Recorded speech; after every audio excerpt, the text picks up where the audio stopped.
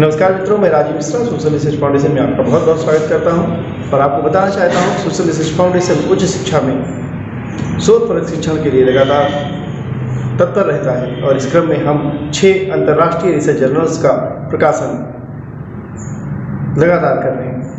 मित्रों, जर्नल्स की जो गुणवत्ता है उसका प्रमुख कारण है हमारा रिव्यू प्रोसेस। हम अपने पेपर को डबल ब्लाइंड पीयर रिव्यू पद्धति के आधार पर रिव्यू कराते हैं, तमाम एक्सपर्ट्स के पास भेजते हैं और उनके द्वारा अनुशंसित होने पे ही वो पेपर आगे प्रकाशित होता है। इसी कड़ी में सोशल रिसर्च फाउंडेशन ने एक नई शुरुआत करी है, वो है ओपन वाइवा। इस क्रम में हम जूम मीटिंग के तहत एक्सपर्ट और लेखक को आमने सामने रखकर एक साक्षात्कार कराते हैं, जिसमें दोनों एक दूसरे से अनभिज्ञ होते हैं। खाली उनके पेपर एक दूसरे के पास होते हैं और वे अपने पेपर पर एक डिस्कशन करते हैं एक्सपर्ट से, और एक्सपर्ट उस पेपर पर साक्षात्कार पद्धति से डिस्कशन करने के बाद पूरी तरह जब संतुष्ट हो जाता है तब वह पेपर हम अपने जर्नल में प्रकाशन के लिए भेजते हैं। तो आइए हम अपनी तरह का पहला अभिनव प्रयोग करते हैं रिव्यू प्रोसेस के लिए ओपन वाइवा के रूप में।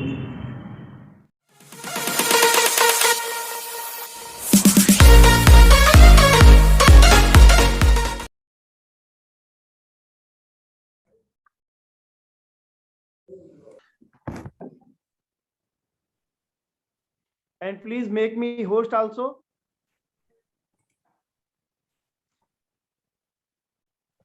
मैम, कोई जरूरी नहीं कि आप अपना पूरा पेपर पढ़ेंगी, आप अपने पेपर का जिस्ट भी हमारे रिव्यूअर्स को बता सकते हैं। Yes sir, you can share the paper. Okay ma'am, तो मैं आपका पेपर शेयर करता हूं, आप अपने पेपर का जिस्ट बता सकती हैं, उसको हमारे रिव्यूअर्स को एक्सप्लेन कर सकती हैं ताकि आपके पेपर को अच्छा बनाया जा सके। ठीक है? Okay sir.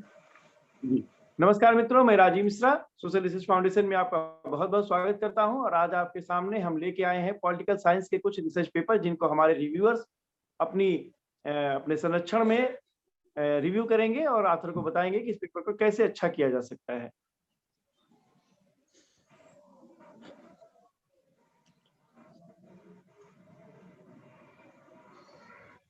आप चाहें तो मैं अपना, जब तक मैं शेयर कर रहा हूं, आप अपने पेपर के बारे में आप बताना शुरू कर सकते हैं। सर, मेरा जो पहला टॉपिक है वो है भारत की जो नो फर्स्ट यूज नीति है उसकी वर्तमान में क्या प्रासंगिकता है। तो मेरे जो पेपर में है वो ये रिसर्च वर्क में ये है कि जब भारत ने प्रथम परमाणु परीक्षण किया था 1974, तो उससे पहले जो भारत की जो नीति थी वो 1947 से निशस्त्रीकरण पर थी, लेकिन 1974 में कुछ ऐसे राष्ट्रीय हित, राष्ट्रीय सुरक्षा की वजह से स्टार्ट परमाणु परीक्षण करना पड़ा, जिसमें 1962 का भारत चीन युद्ध था और 1965 में पाकिस्तान के साथ में युद्ध। इन परिस्थितियों की वजह से भारत को परमाणु परीक्षण 1974 में करना पड़ा। फिर उसके बाद में जब 1998 में जब द्वितीय परमाणु परीक्षण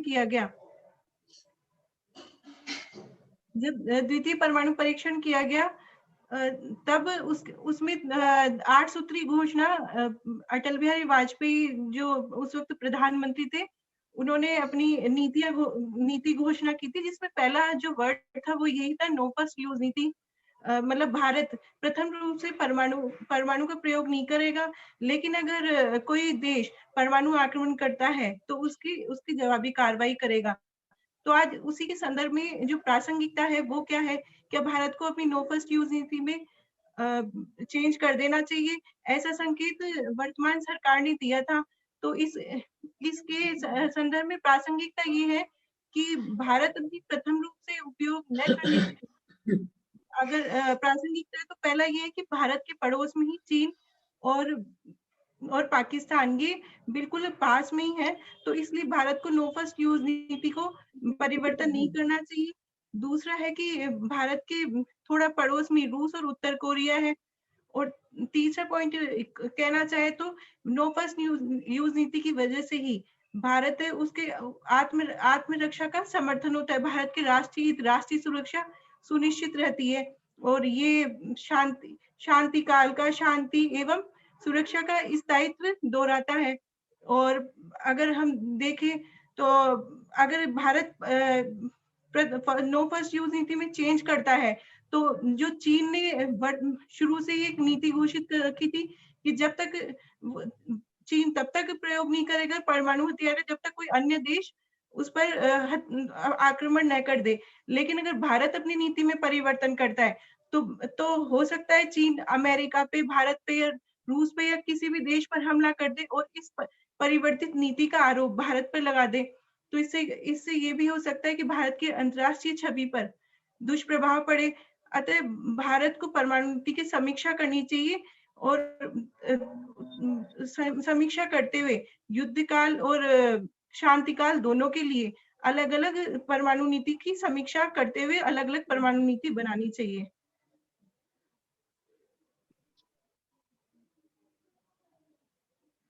सर ये मेरा फर्स्ट पेपर है। जी सर, रिव्यूअर सर से मैं पूछना चाहूंगा कि अगर कोई आपके कमेंट हो इस पेपर पे, या आपको लगता है कि मैम ने शॉर्ट में पढ़ा है और इसको विस्तृत रूप से पढ़ा जाना चाहिए, तो आप जैसा कहें मैम वैसा करेंगे। जी सर। जी रिव्यूअर सर आप बताएं। Should I start? Oh, sorry. Continue, madam.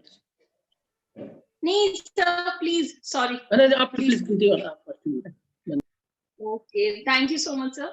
Sir सबसे पहले तो मैं इनका पेपर जितना मैंने स्टडी किया है उसमें मुझे जो एक नेगेटिव पॉइंट नजर आया है कि उसमें डिसआर्मामेंट के बारे में कोई भी डिटेल डिस्क्रिप्शन इन्होंने नहीं दिया है, ना ही इन्होंने डिसआर्मामेंट को एक्सप्लेन किया है। दूसरा, अगर मैं बात करूं इनके पेपर की, तो उसमें सबसे बड़ी जो कमी मुझे नजर आई है कि वहां पे बहुत ज्यादा स्पेलिंग मिस्टेक्स जो है, जो पेपर की गुणवत्ता है उसको बिल्कुल कम कर रही हैं।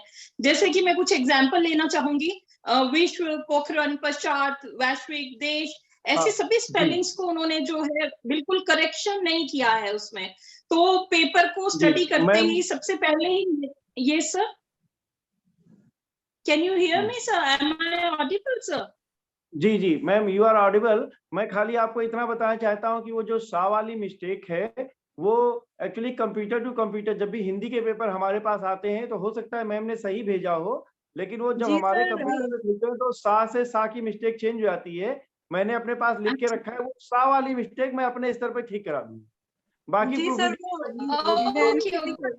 मेरी तरफ से सही गया था, यहाँ मैंने फिर देखा था अभी तो वो थोड़ा मिस्टेक था।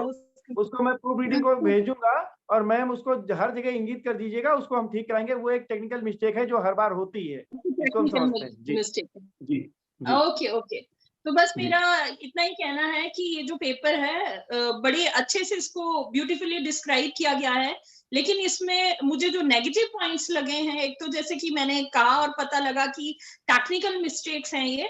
दूसरा चीज जो मुझे नेगेटिव लगी कि इसमें डिसआर्मामेंट के बारे में या हमारी जो पॉलिसीज हैं इंडिया की पीस मेकिंग को लेकर, उसके बारे में इसमें एक्सप्लेन कर देते तो ये पेपर और भी ज्यादा बेस्ट हो जाता। And all the very best ma'am, thank you so much. तो मैम जैसा आपने बताया, मैम ने कहा आपसे कि प्रूफ रीडिंग तो आप कर देंगी, प्रूफ रीडिंग तो हम लोग सुधार लेंगे, लेकिन डिसआर्मामेंट वाली जो समस्या है, जो पॉइंट बढ़ाने, वो आपको ही बढ़ाने पड़ेंगे। तो क्या आप इसको बढ़ाएंगी?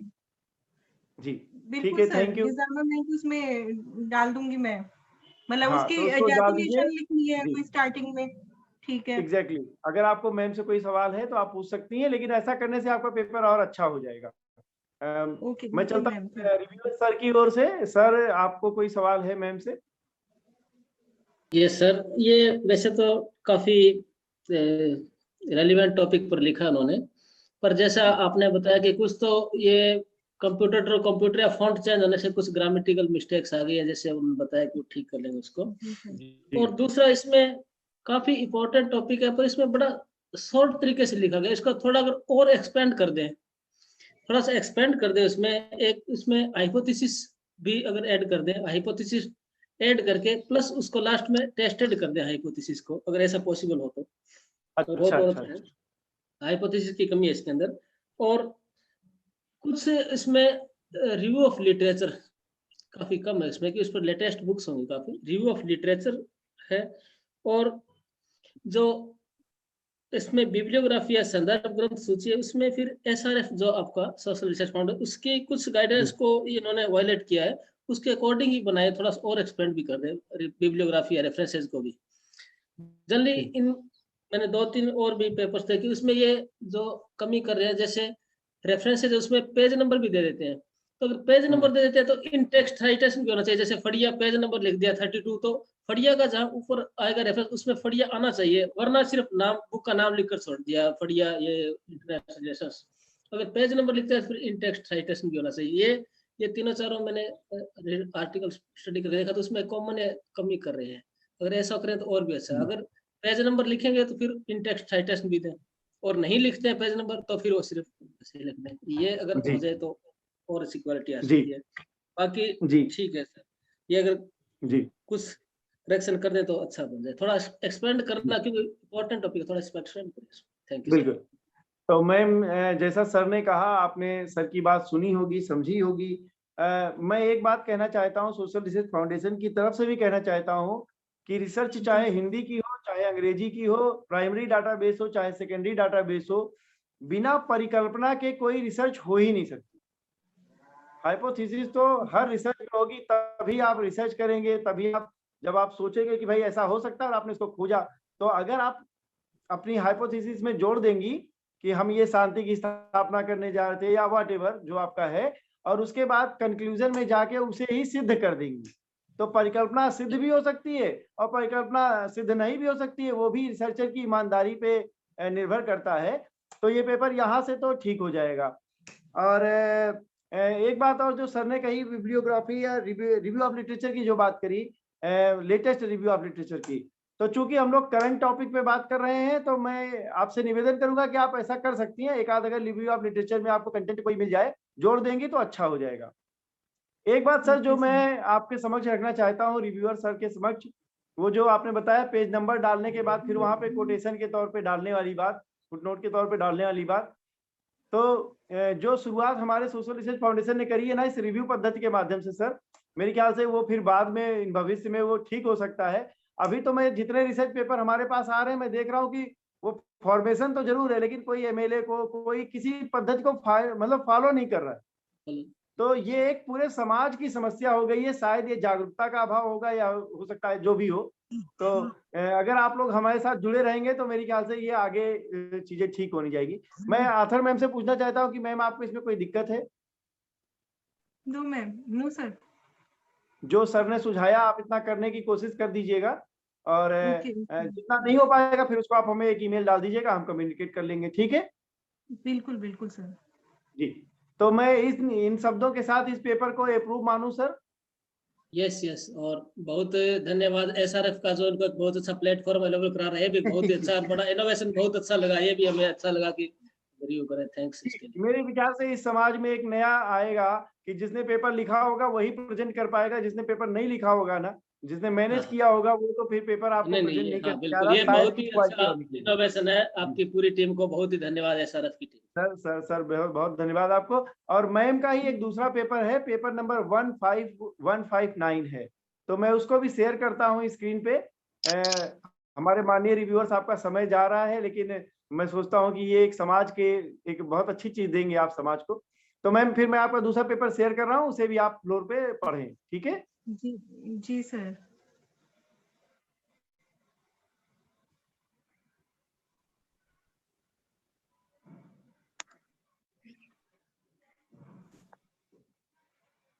जी मैम। जी सर, मेरा टॉपिक है सर, ये वाला टॉपिक मैंने पहले शेयर कर दिया आपसे।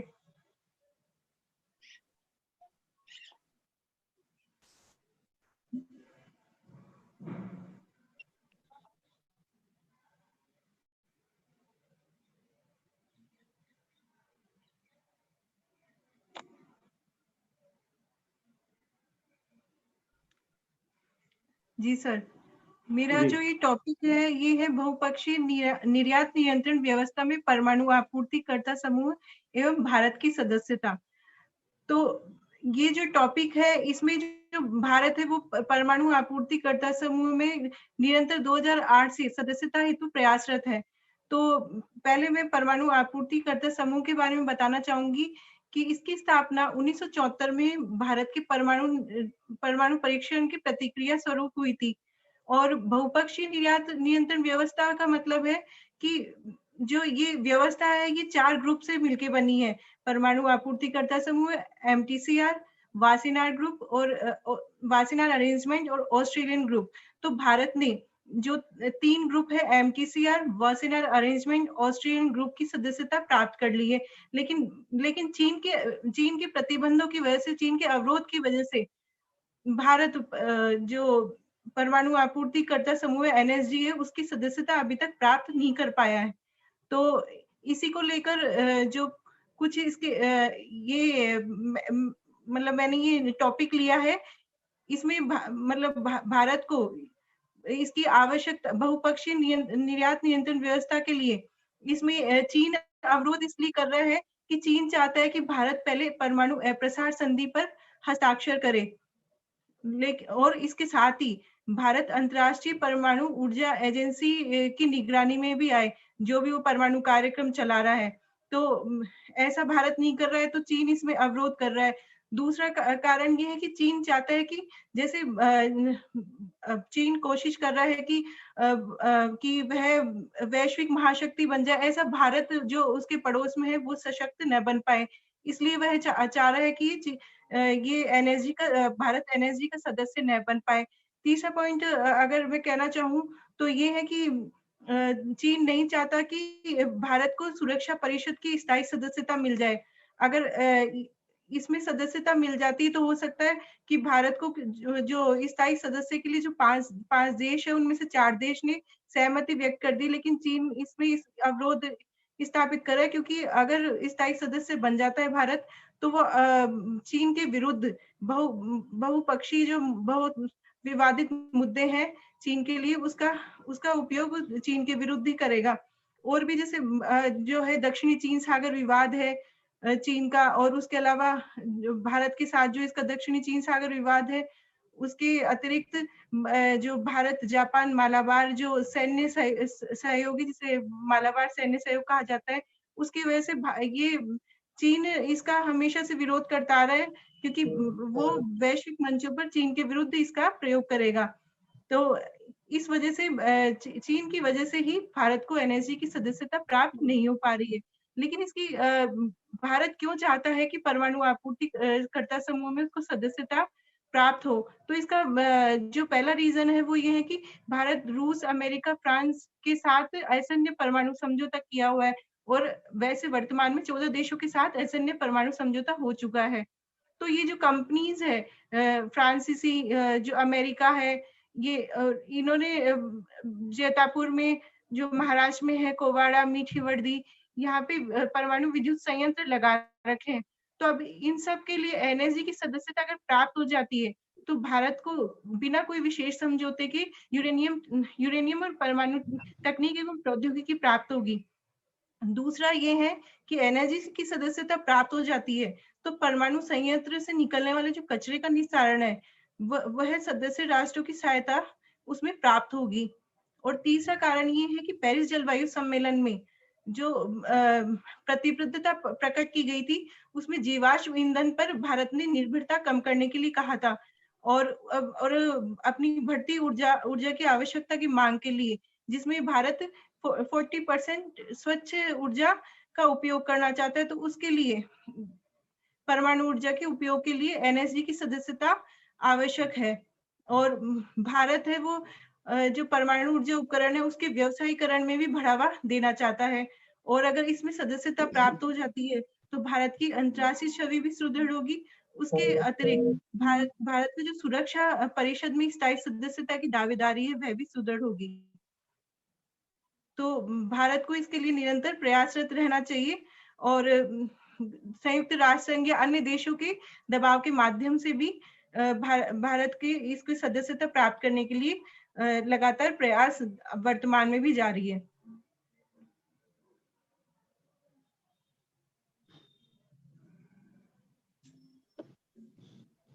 जी मैम, जैसा कि मैम ने पहले ही कहा था, मैं आपको फिर से कह दे रहा हूँ कि इस पेपर को प्रूफ रीडिंग के लिए जब हम भेजेंगे तो इसके शब्दों को देख लीजिएगा। संदर्भ में मैंने अभी भी देखा कि एक संदर्भ कोई है जो फॉन्ट चेंज की वजह से मेरे ख्याल से वो पूरा हिंदी हो गया है, अंग्रेजी का फॉन्ट होना चाहिए था कुछ उसमें। तो प्रूफ रीडिंग में वो आ जाएगा, उसको प्रूफ रीडिंग आप अच्छे से कर लीजिएगा, ठीक है? जी सर। आप सुन जी। बाकी मैं अपने रिव्यूअर के पास चलता हूँ, तो रिव्यूअर मैम आप बताइए क्या। सर सबसे पहले मैं बोलना चाहूंगी कि इस पेपर को इन्होंने बहुत अच्छे तरीके से एक्सप्लेन किया है, लेकिन इसमें कुछ एक कमियां जो हैं मुझे नजर आई हैं।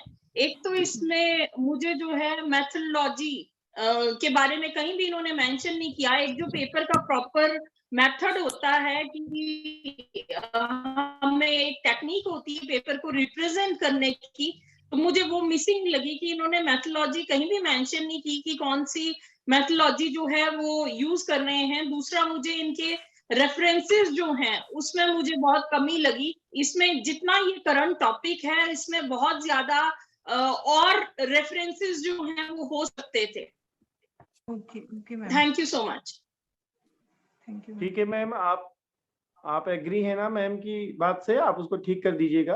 ओके ओके जी, ओके मैं सर रिव्यूअर सर के पास चलता हूँ। सर हाँ सर, इसमें जैसा लिखा उन्होंने बड़ा एक्सप्लेन अच्छा किया, पर थोड़ी बहुत माइनर करेक्शंस की तरफ थोड़ा ध्यान आकर्षित करना चाहूंगा। इन्होंने हाइपोथेसिस में इन्होंने लिखा कि ये टेस्टेड के इसके लिए प्रयास किया जाएगा, उसी बात को लास्ट में निष्कर्ष में इसको टेस्टेड कर देते या प्रूव कर देते तो बात वो लिंक हो जाती उसके साथ। जो उन्होंने कुछ लिखने का प्रयास तो किया है, उसको सिद्ध करते तो और बात लिंक हो जाती। दूसरा ना, रिव्यू ऑफ लिटरेचर है, उस पर उन्होंने, चूंकि रिव्यू ऑफ लिटरेचर करते हैं तो कुछ हम रिसर्च से पहले कुछ वर्क करते हैं। अगर रिव्यू ऑफ लिटरेचर उसमें भी लेटेस्ट करें तो और ज्यादा यूजफुल हो जाता है। ये लिटरेचर है तो हमें पता चलता है इस पर क्या वर्क हुआ है और क्या वर्क हम करने जा रहे हैं, उसमें क्या कुछ कमियां रह गई हैं। ये अगर रिव्यू ऑफ लिटरेचर लेटेस्ट जोड़ दें तो और भी बहुत ज्यादा अच्छा हो जाएगा इसमें।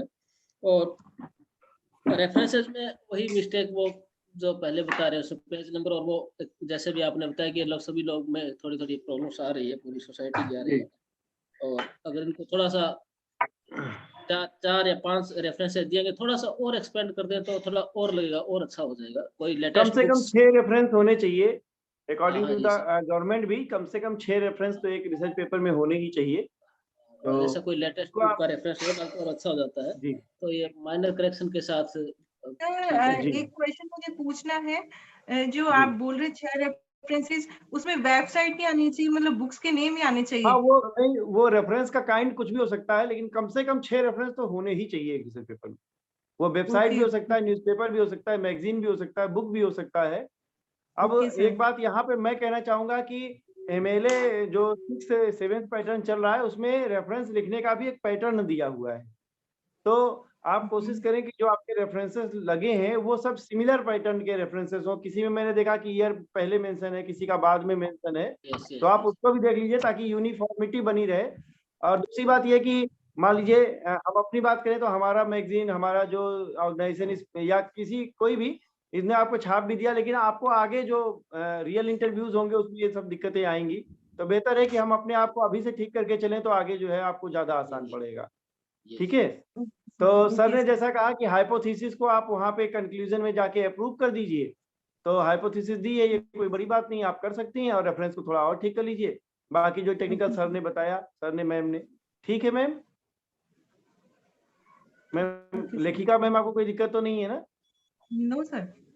जी, तो मैं इस पेपर को दूंगा, और इस पेपर में आप कमेंट के रूप में यहाँ पर अपने करेक्शंस लगा दीजिएगा और प्रूफ रीडिंग भी कर दीजिएगा, ताकि ये पेपर और से और अच्छा हो सके। साथ में मैं इस जो हमारा ये रिव्यू प्रोसेस चल रहा है, इसका वीडियो का लिंक भी आपको भेजूंगा। तो अगर आपको कोई कंफ्यूजन होगा तो फिर से आप वीडियो देख के उसको ठीक कर लीजिएगा। आपने अपने पेपर को प्रेजेंट किया है, इसी का बाद में कभी अगर हमारी सदस्यता लेंगी तो पेपर प्रेजेंटेशन का हम सर्टिफिकेट भी आपको दे देंगे।